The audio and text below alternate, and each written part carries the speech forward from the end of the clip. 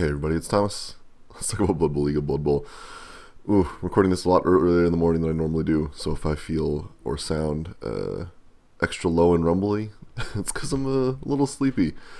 But I'm wide awake enough to talk about Blood Bowl. I haven't watched, fair warning, a couple of these games because a lot of them happened last night, and I played my game last night, so I don't have a recap that's especially accurate, but whatever. I can get a pretty good idea of what happened in these games, and they look like they're pretty good. So let's talk about my team, though. Not a lot happened for me this week. I did get a level up on Miles of Vials, which I'm very excited about. I took Dauntless on him, which the reason is once you get block on Pitfighter Cultist, there's a lot of pretty good skill choices. Tackle is pretty good.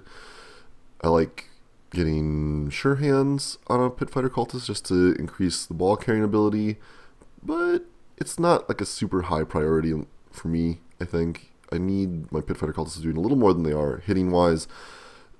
I need to get doubles, so my options are great. I thought about getting Leader as well, but I've been pretty okay with my number of rerolls now that I have block kind of, well, not everywhere, but almost everywhere. So yeah, I decided to get Dauntless in part because let's just jump in here. My schedule for the next few weeks is very strong and not super dodgy. I say that and I've got, the 2 players with dodge in the league against me, but, well, 3 of the players with dodge teams. But even then, Frenzy kind of gives me some leeway, and I'm pretty close on leveling up a bunch of other pieces. So I kind of feel like getting Tackle I can do in somewhere else, and that Frenzy kind of mitigates the need to deal with Tackle in some ways because you get 2 chances to hit somebody. And the other benefit Frenzy does is even if you can't knock them over yourself, you might be able to steer them towards your friends that can then hit him normally. So I'm okay with this. It's not ideal per se, but I am relatively close to leveling up some pieces, and I can certainly get Tackle on some other guys if I need to. So let's run with that. Betty's Machetes. She did it. She got an injury. Only one. But hey, it's closer to level 2 than it was the week before, so I'll take it. Any other changes? Yes, Wire Hanger's got an injury, I want to say. Yeah. So that's good. I'm not super worried about it. It's going to happen. It's already, it's hard to deny this piece once it gets going. And I'm really close to leveling up on these 2 as well. I didn't quite get it on a fridge too far, but these things happen. Let's talk about the game because I'm keep alluding to it and not really talking about it. So I played against, let's go to the right thing here. Played against Chris this week. Did win 2-0. I probably could have made it 3-0 had I been a little less farmy. I was trying to pick up the ball with Wolf in Sheep Clothing and throw to a fridge too far to get the 2 level ups. I didn't make the pickup anyway, so I don't think it would have mattered, but these things happen. So still a pretty okay week for me. 2 casualties, 2 touchdowns, MVP. I'm pretty happy with 15 SPP. That's a phenomenal number for me. Chris, another not great week for him. Only MVP and a casualty, so he gets 7. Chris's vampires were especially uncooperative. His team in general was super uncooperative. His dice did not like him. He rolled lots of skulls. There are at least 2 times where he rolled from skull both down to double skull, or double both down into double skulls. Rolled a lot of 1s on GFIs and dodges.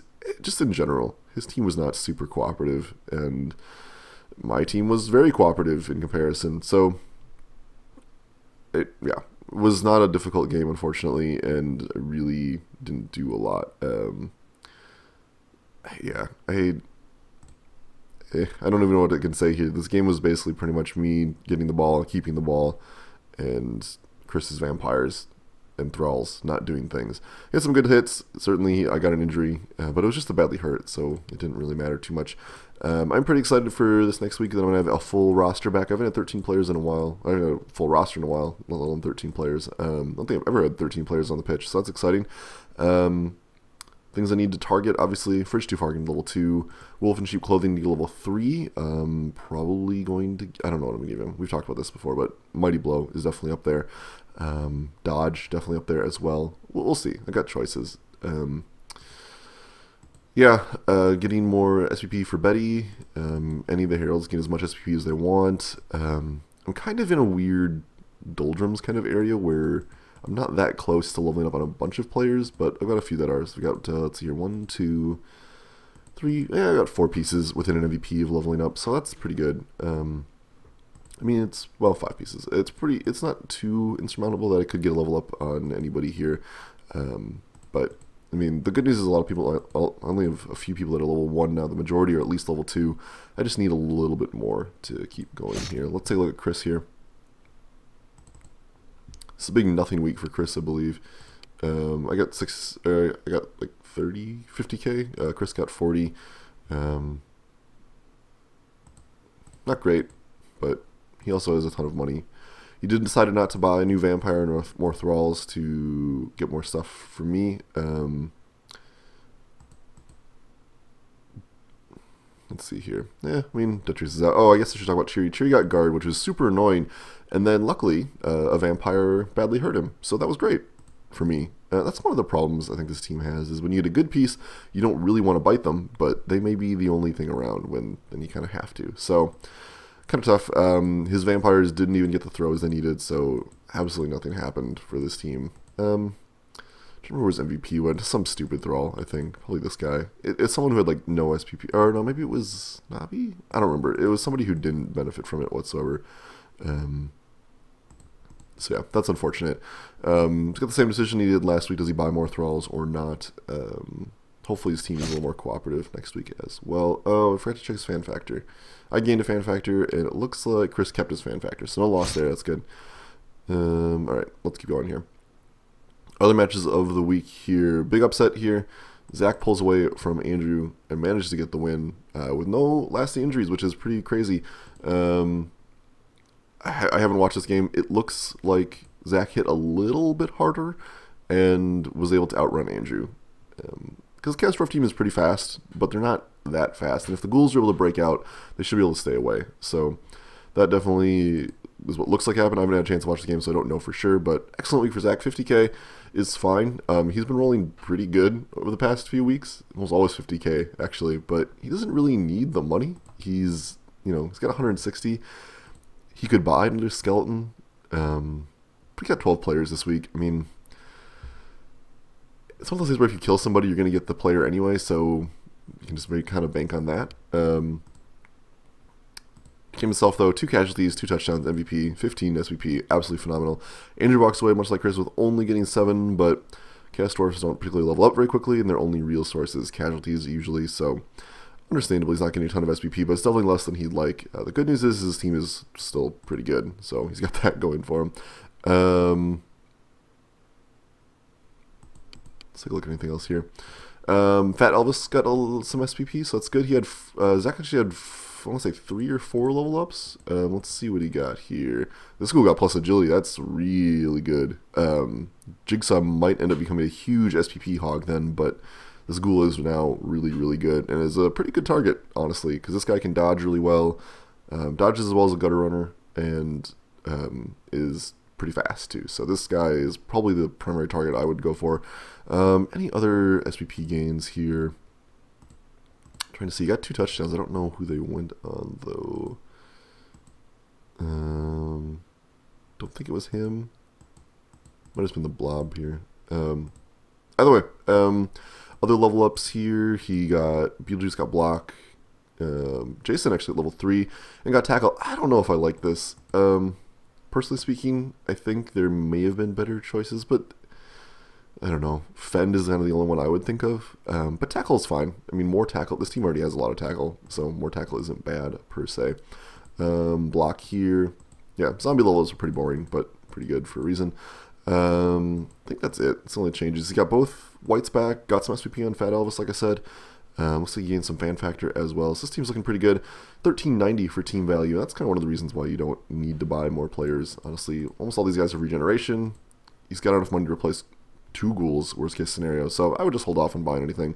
Doesn't need anything. Support staff does so little for you, especially with our team values being kind of around the same. No reason to give away anything if you don't have to. He's got 4 rerolls too. No reason to take anything. Let's take a look at Andrew's squad. 60k this week, so that's pretty good. Kick Wrestle guy is out with Miss next game. He had the smash knee before. I think we might have contributed to that. No level ups for Andrew. He did get Juggernaut on his Minotaur. I like this a lot. We were talking to him about what he wanted to do. Juggernaut encourages him to be more of a blitzing piece, and Guard would contribute to be more of a standing there, helping the team piece. I don't know if it's the right decision necessarily, but Juggernaut does help the Minotaur out quite a bit, especially if you're blitzing with him all the time, which Andrew seemed to do, so that works just fine. No other changes here at all. Once again, Andrew has a lot of pieces, 1 MVP away from leveling up, even more now. Looks like Hollow Heart here got the injury SPPs. So we got 1, 2, 3, 4, 5, 6 pieces, 1 MVP away from leveling up. That's pretty good. Yeah, God, that's... Andrew's very likely to have a 50% chance, well, slightly less than 50% chance of leveling up next week. And actually, I mean, if Kanan Ironback gets an injury, which Guard Mighty Blow, very likely, this guy might hit level 4 next week if he gets the MVP, so that's pretty cool. 1360 for team value, looks like he may have lost fan factor. I don't remember what he had, but he had at least 3, some, I don't know. Team's really good, he doesn't need to buy anybody. He could certainly think about buying Hobgoblins, but he's still going to have 12 players, even with this pretty nice piece missing. It's good for his opponent next week that this piece is out, but 1440 with everybody back, so that's kind of cool. Andrew will have both Bull Centaurs back, which I don't think he did this week, so that could have been a factor as well. I don't remember what Andrew's squad looked like. It's early. Give me some slack here. I don't know. Rotten Bull still needs to get to level 2. Solid Toe could really get to level 3. You know, there's almost everybody here could get levels up. I don't know. Honestly, it wouldn't be a bad thing necessarily for this Hobgoblin to get more touchdown SVP, just to get him blocked, but it would be worth it to maybe pick up with Hobgoblin, hand it off to Rotten Bull or any of the Bull Centaurs, really. Yeah, I don't know. This team's doing great. Didn't win, but that's fine. It doesn't, at this point, getting SVP is more important anyway, but still. So, other matchup here, Chaos versus Dark Elf. Griddock does pretty good here. 40k.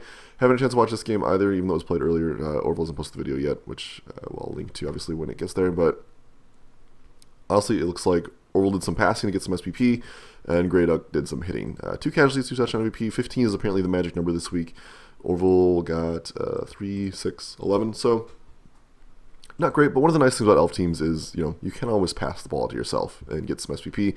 So what otherwise would have been kind of a week is still pretty okay. 11 is not ideal, and for an elf team, you really want more than that, but it's pretty good. Level ups from previous week that we didn't have before. Bobcat Plinth did take block, which is the safer route, but not necessarily as flash as getting claw.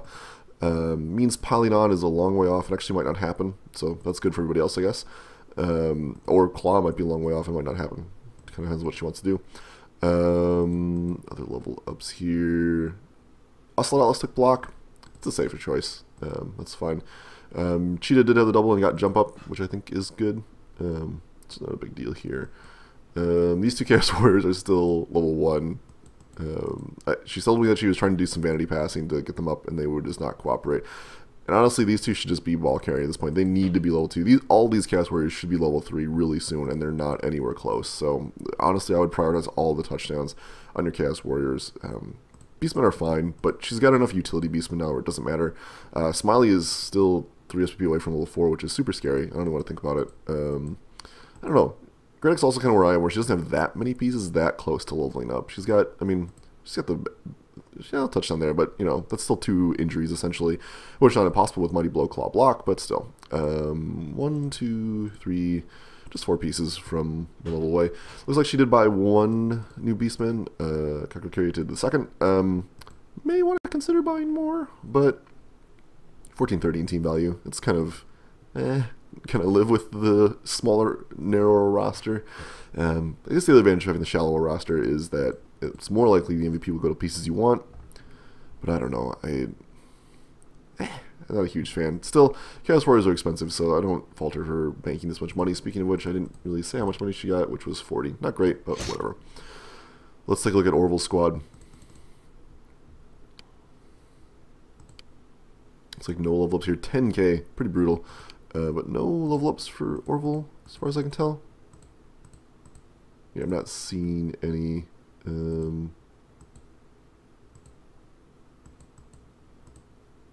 This lineman has a pass now, which is good. It means if he gets MVP, he'll be there. Orville seems actually really close to leveling up a bunch of people. We've got MVP to level up and 1, 2, 3, 4 pieces, so that's pretty good. He does have 100k, so that means Blitzer number 3 needs to be purchased ASAP. This team is still lacking hitting power, and it has to deal with loners right now. I would definitely get the Blitzer. Did we break our curse? It's just occurring to me. I haven't seen any deaths. Amazing. Oh, it looks like Orville had some tackling problems too. Because Griddick only caused 2 casualties and 2 KOs, but Orville's got double that. I'm guessing with the 4 tackles sustained, probably all of them resulted in a penalty, which is not good. Orville's war with the ground continues unabated. No permanent injuries though, so that's good. Yeah, this team needs to get Blitzer number 3. It needs a lot more than it has now. I still don't know if real number 3 was worth it or not, but different debate, I guess. 1340 for team value then, so that's pretty good. And yeah, Orville's like me. He's got a lot of people that are basically only has 1 piece that's only level 1, so that's really good. Yeah, looks like he took dodge on most of his level ups too. Yeah, all of his level ups got dodge, which I think is great. Definitely helps him. Even sadder than honestly, he kept failing those, because that means he's got 1. He's got a lot of players with dodge actually. Kind of glad I'm done playing him. He's got 1, 2, 3, 4, 5 pieces with dodge. That's the elf way. Yeah, so that's kind of annoying. And last game of the match was me and Chris. So yeah, let's wrap this up for the week. Pretty okay-ish week for my predictions. I was wrong here, right here. I think I don't know what I said for this one, because I was really indecisive for who was going to win. I was right here, though, so that's good. Looking ahead to next week, we're kind of in the home stretch, honestly, for the regular season. We've got 6 weeks here, or 5 weeks here, 10, 11, 12, 13, 14, 15, or 13, 14. So yeah, 5 weeks remaining in the regular season. Now we move to group stage, so rankings become really important now. We should start looking at those a little more detailed, which we will. Let's take a look at the Undead versus me match, though. So 1390 for Zach.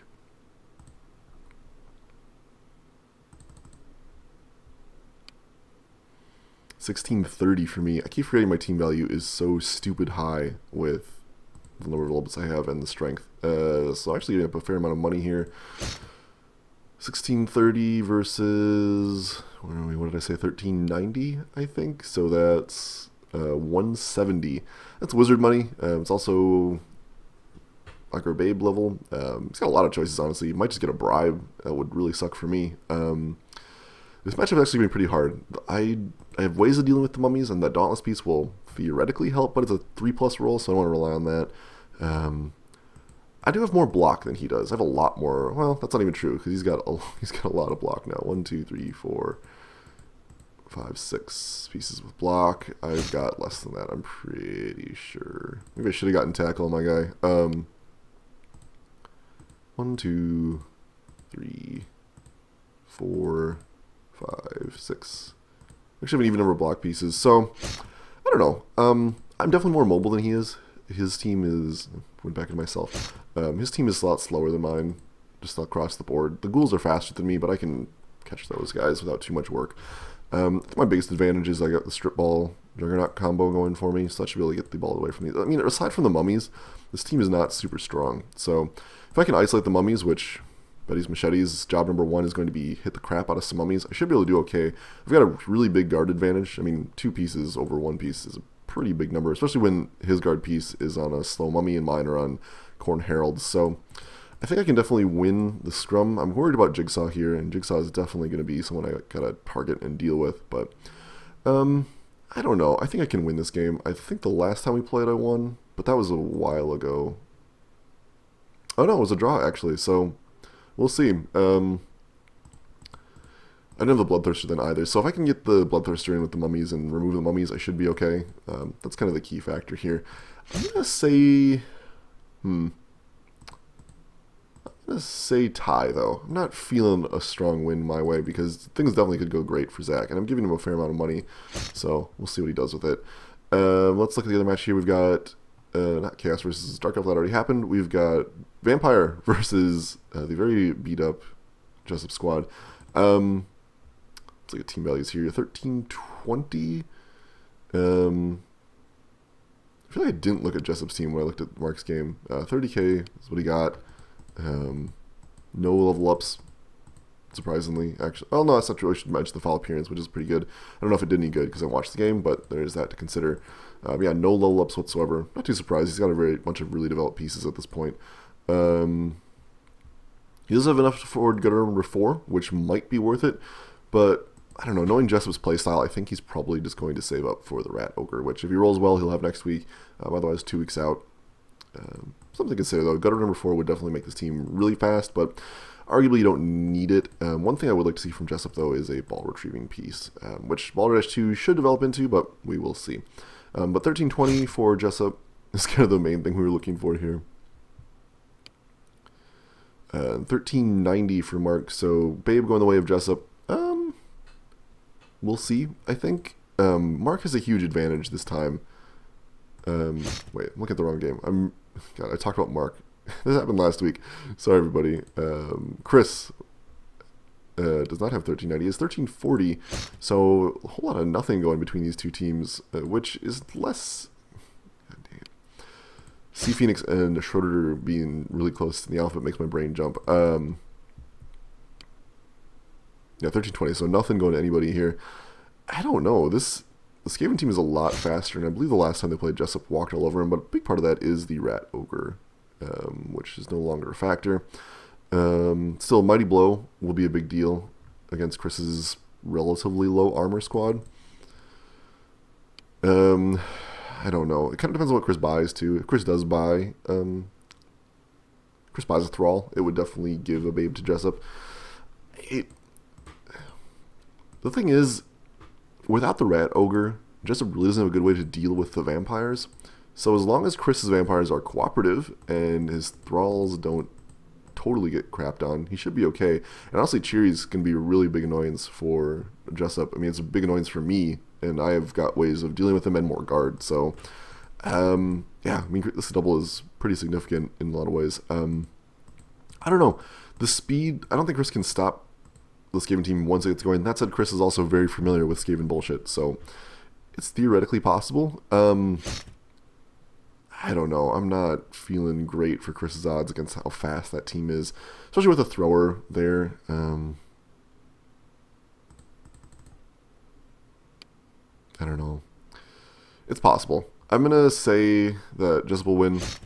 Well, that's what I said last week, I think. So we'll see. I could be wrong. Chris definitely has some tools to deal with this team. The nice part of Hypnotic Gaze is if Jessup doesn't activate those gutter runners, or any receiver in the backfield, they can't receive passes. So that definitely limits the scoring potential for this Skaven squad. So we'll see. It really comes down to Chris's vampires. They haven't been good in the past couple weeks, so I don't know. It's a tough call. But I think Jessup should win this one. We've got Dark Elf versus Norse here. I don't remember what happened last time these people played. Yeah, Mark walked all over him. That said, Orville's got a lot more dodge now. And Mark only has 1 tackle piece, so we'll see. I think Chang might get a bit of a workout here. Hopefully Britta does better against the elves than I do. Mark also has a lot of liney blow now. I don't know if I mentioned this, but I feel like I didn't talk about this game at all. God, I really feel like I didn't talk about this game at all. Did I not? Did I totally skip recapping this game? Probably. Whatever. Mark got some money. He hit stuff. God, I feel like an asshole. Did I really skip that game entirely? Because I didn't talk about either of those teams. I feel like I must have. Okay. Well, whatever. I don't know. No level ups, it looks like. Well, maybe Mark got a level up. I don't know. It doesn't look like it, though. No level ups for Mark. No level ups for Jessup. I mean, it looks like Mark just hit harder. Jessup got some throwing in because and got a touchdown because he's Skaven. But looks like Mark just hit harder and was able to walk away with a win here. But looks like probably a 2-1 grind sort of deal. I don't know. I'll watch the game. But anyway, Mark's got a lot of hitting power and a lot of removal. Definitely getting Pierce, Mighty Blow will help a lot. I don't know. Orville's elfing game is a lot better than it was, but we'll see. 1390 for Mark, and Orville has 1240. So Orville is getting wizard money. We'll see what he uses it on. I could just get an apothecary and a babe, which would be the safer play probably. Wizards are pretty good though, so we'll see. If you guys get a wizard, I mean, you can lightning bolt the ball carrier, scoop up the ball and get it in, no problem. Honestly, I think Orville's got a pretty good shot of winning this game. He's got a fair amount of dodge now, and if with Blitzer, well, actually no, with Blitzer number 3, he's only gonna need a babe. I forgot. If he buys Blitzer number 3, he's only gonna need a babe because he'll get 1340. So, I still think Orville's got a pretty good advantage. 3 Blitzers helps a lot. Just, I don't know. There's a lot of threats this team can post up. Kind of depends on how powerful Mark's people are feeling. Mark could certainly punch his way to victory, but the nice part is you can manage to get the touchdown in pretty handily, even with the slightly slower Dark Elf squad, just because fewer players can still get the ball in, and everybody can move the ball pretty effectively. So, I don't know. I guess I'm going to say Mark's going to win this game. Mark's luck has been cruising along, so we'll see here. Other matchup for the week here, we've got Chaos versus Chaos Dwarf. Gredic versus Andrew. 1430 here, and then with Andrew's missing level 3 piece, actually a fair amount of team value missing. 1360, okay, so actually they're still really close together. I don't know, this is going to be a weird game. Andrew definitely hits slightly better and has more guard, and they both have Minotaurs, and the Juggernaut Minotaur is very, very good for dealing with some of the stuff.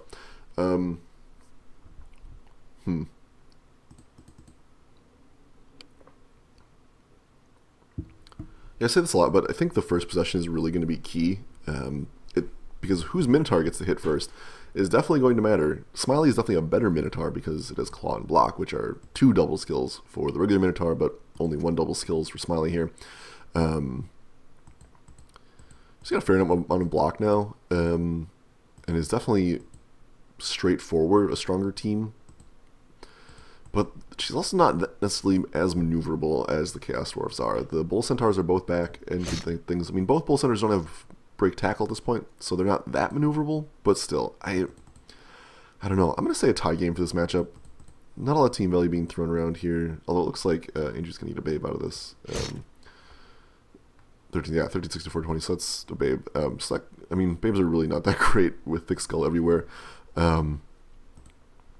I don't know. I think a tie game is the more likely outcome here, just because they're both kind of slow teams. They both like to bash. We'll see. I could be wrong. Gredic's ball moving ability is a little bit more reliable because she's got the extra arms piece, but that's kind of all she's got going for her in terms of that department. And Andrew could remove it without too much effort, but we'll see. It should be pretty close. I'm excited to watch that game when it happens. So yeah, I don't know. It's gonna be a weird week. After our back-to-back revenge weeks, having a not that is kind of strange. We'll see what happens. Let's take a look at the rankings here. I mentioned that we wanted to do this a little bit more detailed. So Gredic and I are with 1 point of each other. Mark and Jessup are within 1 point of each other. So those slots are kind of in contention. Could easily go either way. Gredic's still undefeated, so that'll probably need to change. But whatever. We'll see. And honestly, I mean, Andrew and Orville are literally tied for points. Chris is 1 point behind them. Zach got his first win, which is exciting, but he's still kind of far away from this pack. It's pretty in flux for... I mean, the top and the bottom parts of this are probably not going to change. It's just a question of who ends up where.